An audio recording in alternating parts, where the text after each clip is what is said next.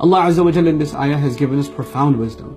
When you become people of salat, the opposite is true. When you become people of salat, your heart softens towards Allah. And if your heart softens towards Allah, then necessarily it softens towards Allah's creation. And you start looking around you of who you can give, who you can help. It's supposed to be a natural consequence. And the opposite is also true. If you're making salat, but your salat doesn't make you want to give, then maybe there's something wrong with that salat. Because one should lead directly to the next. It should be a natural consequence. You see, salat to us, to the Muslim, if you study Quran, you study the concept of salat in the Quran, salat to us is like a seed.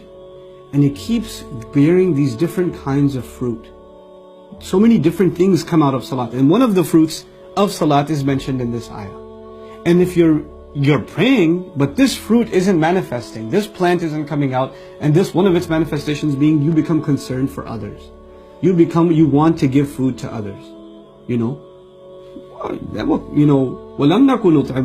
would never even consider it. That thought didn't even cross our minds. Subhanallah.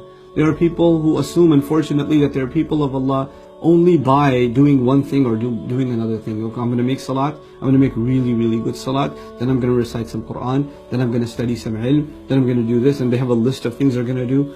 But you know that list comes from Allah. What your priorities should be, what the result of your salat should be, comes from Allah. Salat is not just an act, it's a reorientation of our thought process. And so in this beautiful, beautiful ayah, Allah talks about people who didn't really take advantage of their salat. And I want to leave you with this other place in the Quran where Allah talks about a generation of people who are worthless. فَخَلَفَ مِن بَعْدِهِمْ خَلْفٌ. And what does He say about them? أَضَاعُوا الصَّلَاةَ. That's remarkable. He says about them, they wasted the prayer. He didn't say تَرَكُوا الصَّلَاةِ. They abandoned the prayer. أَوْ لَمْ يُصَلُّوا. They didn't pray. He didn't say that. He said أَضَاعُوا الصَّلَاةَ. Profound words. They wasted the prayer.